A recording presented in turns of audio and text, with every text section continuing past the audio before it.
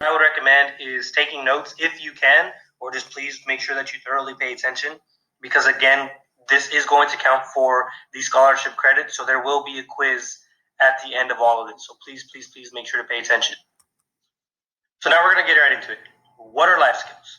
Well, life skills are considered foundation blocks that help people accomplish their ambitions and help them live their day-to-day life. Some examples would be tying your shoes, swimming, driving a car, and using technology. So, what are social skills? Social skills are how we communicate and interact with other people. We have different types and different ways of communicating. We can do this verbally and non-verbally. We can use gestures. We have our body language and our own personal appearance.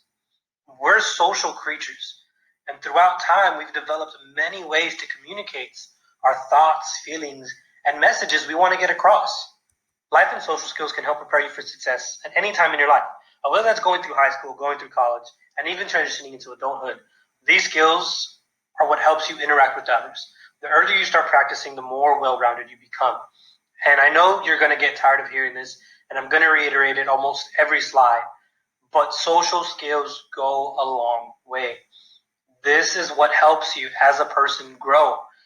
It could help you grow in your job. It could help you grow through just day-to-day life. It could help you grow in that university setting.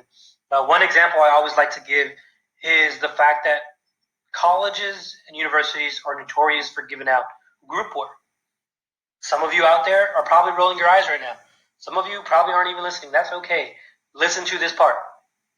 Group work. Everybody at one point has hated group work. And I'm telling you now, I'm so sorry. You are going to get group work at the university or college you attend. It's just what happens. So the earlier you start practicing these social skills, the earlier you become more comfortable with how to properly talk and communicate with others, the easier that group work will be for you. Because you'll be able to be your own advocate and say, look, I'm good at doing this, or look, I'm not good at doing this. I can help you here, or can you help me here? When a person knows how to do that, it effectively makes the task at hand so much easier because you're able to communicate what you're good at and what you're not good at. Now I'm going to give you 8 tips for healthy social and life skills. We're going to talk about this list. After this, we're going to go into depth more one-on-one with each individual slide. So number 1 is talk to strangers. Number 2 is find your way around campus. Number 3 is manage assignments, work, and deadline. 4 is help around your house. 5 is be able to handle your own problems. 6 is knowing how to cope with the ups and downs. 7 is being able to earn, manage money, and keeping the money. And 8 is all about being able to take risk. Tip number 1, talking to strangers. Now I know what you're thinking, because someone out there always thinks it, but I'm not talking about people in a van with candy. When I say strangers, I mean the people in your class or on your campus. People that you've never thought of talking to before. It's important to know how to approach these people in a respectful and meaningful way. Knowing how to use eye contact, knowing when to use a firm handshake, and always having upright body posture. These social cues go a long way. It shows the person that you're conversing with that you are being attentive, that you're attentively listening to what it is that they're saying. Being able to articulate your needs through questions and clear and concise thoughts is a key factor when socializing, because you don't want the person guessing like what do they need or what are they trying to say. You want them to know, okay, I'm picking up on what they're saying, I'm understanding what they're needing, now let me converse back on what I'm trying to say and what I'm thinking. These social skills are important.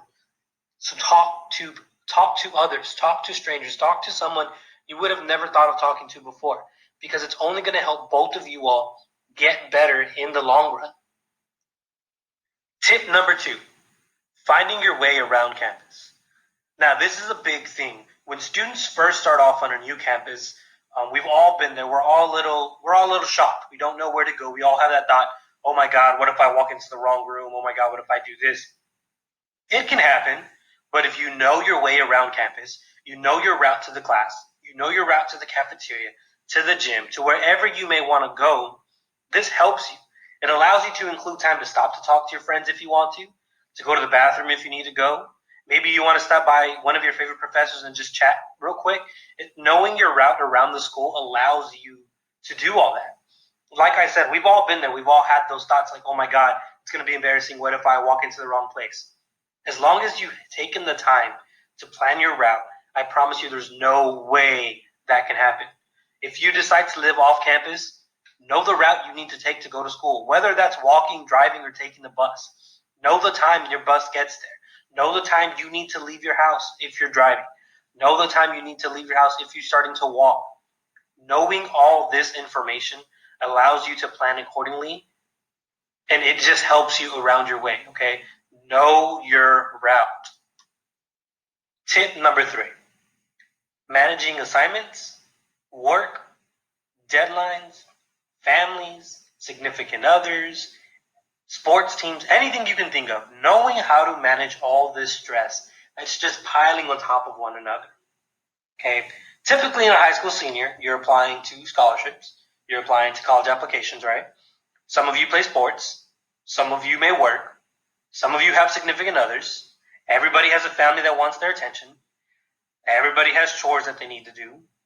And all this for an 18-year-old, 17-year-old is very stressful. Sometimes you put things on the back burner. Most of the time it's your schoolwork and your homework. Okay? As much as you may not want to admit it, it happens. It's okay. We're all human. We've been there before. But knowing how and when to prioritize these tasks is going to help you so much. And I always give the example of me personally. So in high school, I had a significant other. I was playing baseball. I had a job. But I also come from an Hispanic household that is under the assumption that just because you're older doesn't